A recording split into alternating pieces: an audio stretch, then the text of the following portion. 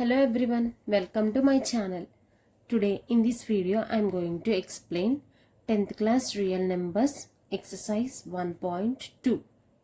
So which you are going to get 8 marks from this exercise in public examinations and very important sums. First sum, prove that root 5 is irrational. So we have to show that root 5 is irrational. Irrational ante definition, the numbers which cannot be written in the form of p by q. ఏవైతే నెంబర్స్ని మనం p by q ఫామ్లో రాయలేమో వాటిని irrational అని చెప్పడం జరుగుతుంది. So ఇప్పుడు route 5 అనేది ఇర్రేషనల్ అని ప్రూవ్ చేయడానికి కాంట్రరీ మెథడ్ని తీసుకుని మనం రూట్ 5 అనేది ఇర్రేషనల్ అని చెప్పి చూపించడం. కాంట్రరీ అంటే కనుక రూట్ 5 అనేది నేను ఫస్ట్ రేషనల్ అని ఎగ్జంప్షన్ చేసుకుంటాను. రేషనల్ని లాస్ట్కి కాంట్రడిక్షన్ తీసుకొచ్చి దాన్ని ఇర్రేషనల్ అని చెప్పి చూపించడం జరుగుతుంది. సో ఫస్ట్ స్టెప్, మనం ఫస్ట్ ఇర్రేషనల్ సమ్స్ అన్నిటికి రాయవలసినటువంటి first step, let us assume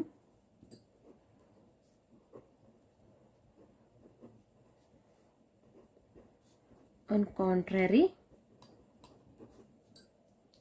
that root 5 is rational. Rational definition, ఏవైతే నెంబర్స్ని మనం p by q ఫామ్లో ఎక్స్ప్రెస్ చేయగలమో వాటిల్ని రేషనల్ నెంబర్స్ అని చెప్పడం జరుగుతుంది. So root 5 is equal to a by b, where a, b are co-primes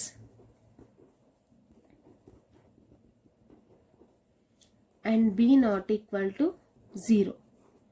a, b are coprimes అనేది మనం ఖచ్చితంగా బ్రాకెట్లో రాయాలి. Root 5 is equal to a, b where a, b are coprimes and b is not equal to 0.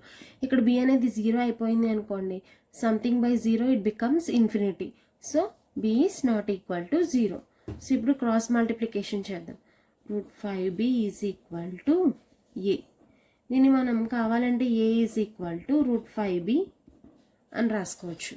Next step, ఇలా రాసిన తర్వాత first మనం exemption తీసుకున్నాము, తర్వాత root 5 is equal to a by b అని చెప్పి రాసుకోవడం జరిగింది. Next cross multiplication, next squaring on both sides. Next step is squaring on both sides. So squaring on both sides అంటే a square is equal to root 5b whole square, that is equal to root 5 whole square b square. Square root cancel అవుతుంది. a square is equal to 5b square. ఇక్కడ 5 అనేది ఏకి factor అవుతుంది, b కూడా ఏకి factor అవుతుంది. 5 ఏని divide చేస్తుంది, b కూడా ఏని డివైడ్ చేస్తుంది. కాబట్టి both 5 and b are the factors of a square. So therefore 5 divides a square. 5 a స్క్వేర్ని డివైడ్ చేస్తుందంటే ఆటోమేటికలీ 5 డివైడ్స్ a. సో దీన్ని ఈక్వేషన్ 1. ఇక్కడ 5 అనేది ఏకి ఫ్యాక్టర్ కాబట్టి so let a is equal to 5c where c is some integer.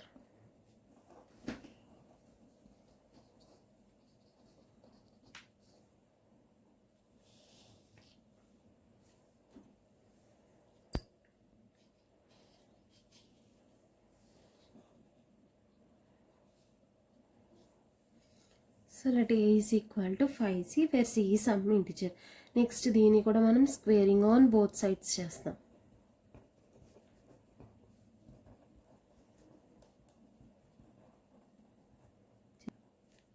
a square is equal to 5c whole square. So a square equal to 5 square అంటే 25 and c square. మనకి first part నుంచి చూసుకుంటే a square is equal to 5b square. So in the place of a square we can substitute 5b square. 5b square is equal to 25c square since a square is equal to 5b square. So 525 లో 5 times cancel అవుతుంది, b square equal to 5c square. So ఇప్పుడు చూసుకుంటే 5c రెండు కూడా bని divide చేస్తున్నాయి, అంటే 5 and c both are factors of b. ఈ 5c కూడా bకి ఏమవుతున్నాయి అంటే కనుక ఫ్యాక్టర్స్ అవుతున్నాయి. So 5 divides b square, 5 divides b.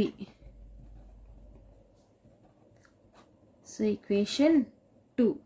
ఒకసారి మన ఈక్వేషన్ 1ని ఈక్వేషన్ని 2ని చూస్తే కనుక 5 divides a, 5 divides b. So ఈ ఏకి బికి 5 అనేది కామన్ ఫ్యాక్టర్ అనమాట. 5 is the factor of A and b. స్టార్టింగ్లో √5 అనేది రేషనల్ అనే ఎజంప్షన్ తీసుకున్నప్పుడు మనకి √5 is equal to a by b, where a comma b are coprimes నేను మెన్షన్ చేశాను.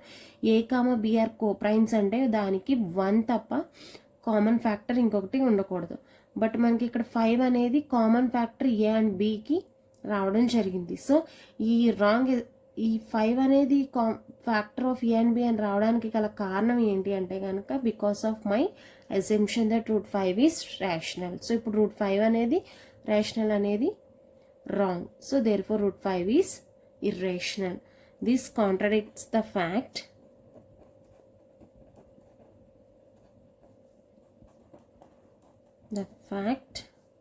A and B are co-primes. So the contradiction was arisen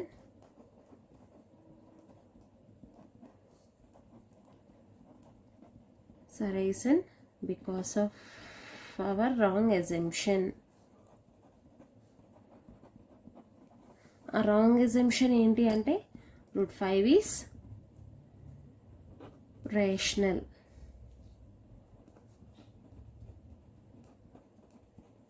Therefore √5 is irrational.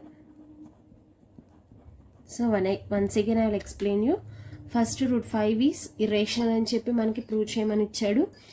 Let's ఈ contrary method మనకు already text new NCERT text బుక్లో ఇచ్చాడు. So ఆ మెథడ్ని base చేసుకుని మీకు చెప్పడం జరిగింది. Let us assume on contrary that √5 is rational. Rational in the sense a by b, where a comma b are co-primes and b not equal to 0.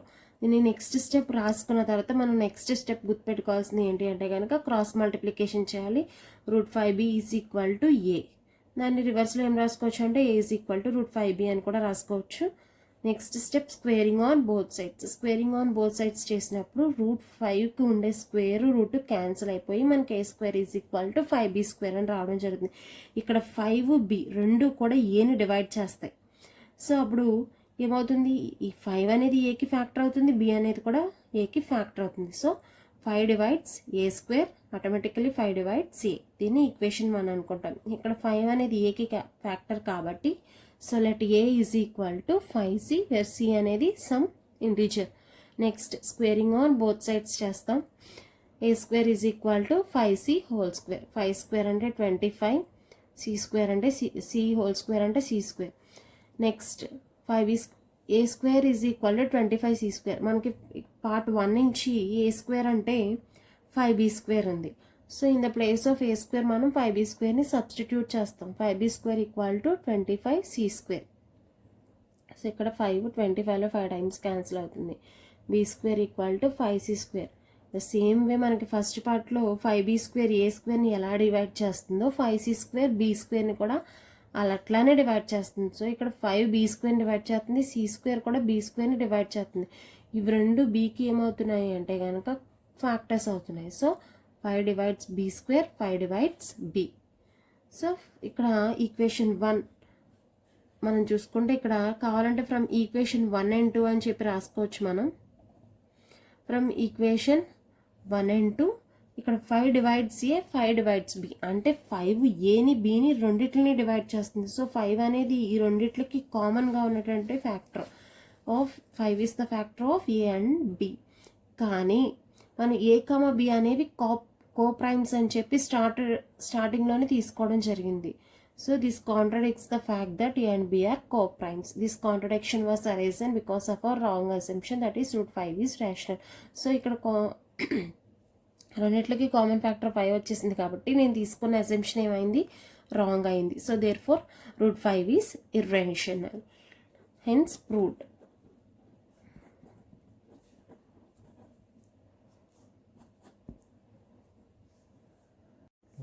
Next second sum prove that 3 + 2 root 5 is irrational. Same మనం first సమ్లో contradiction మెథడ్ని use చేసి ఎట్లా prove చేసాము same second సమ్ని కూడా అట్లనే prove చేస్తాం. First step మనం రాయవలసింది let us assume on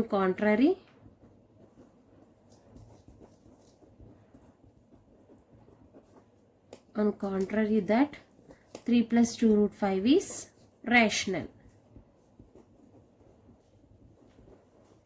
So 3 + 2 root 5 is rational అంటే కనుక equal to a by b where a, b are co-primes and b not equal to 0.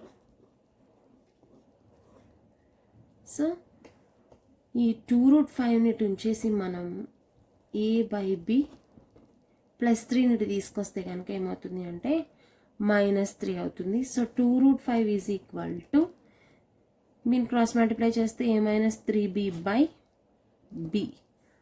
So root 5 మాత్రమే వచ్చేసి 2ని మల్టిప్లికేషన్ ఉంది కాబట్టి తీసుకొస్తే ఏమవుతుంది డివిజన్ అవుతుంది. So a - 3b by 2b. First మనం ఈ +3ని ఇటు తీసుకొస్తాం ఏమవుతుంది -3 అవుతుంది. b డినామినేటర్లో ఉంది కాబట్టి ఎల్సిఎం తీస్తే ఏమవుతుంది a - 3b by b that is equal to route 5. 2ని కూడా ఇటు తీసుకొచ్చేస్తే ఓన్లీ రూట్ 5 మాత్రమే ఉంటుంది. Root 5 is equal to a - 3b by 2b. ఇక్కడ రూట్ 5 అనేది మనకి ఆల్రెడీ ఏ ఫామ్లో వచ్చింది రేషనల్ ఫామ్లో వచ్చింది. యాక్చువల్లీ రూట్ 5 అనేది ఇర్రేషనల్ అని మనం ముందు సమ్లో ప్రూవ్ చేయడం జరుగుతుంది. సో రూట్ 5 ఇక్కడ రూట్ 5 మనకి ఏ ఫామ్లో కనిపిస్తుంది a by b. ఇది మొత్తాన్ని a అనుకుంటే దీని మొత్తాన్ని b అనుకుంటే కనుక a by b which is rational. But in the previous sum we have proved that root 5 is irrational. This was a reason because of our wrong assumption. Therefore 3 + 2 root 5 is irrational. ఇక్కడ since a, b are integers and in RHS a - 3b by 2b is rational. మనకి అది rational ఫామ్లోనే వచ్చేసింది కదా rational number ఫామ్లో. So మనకు తెలిసింది ఏంటి we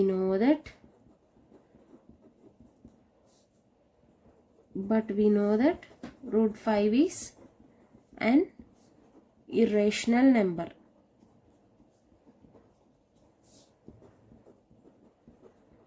This was a reason because of our wrong assumption.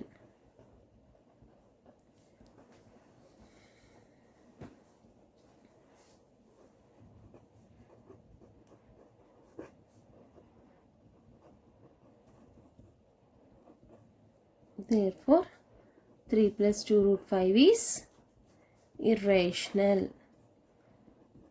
Hence proved.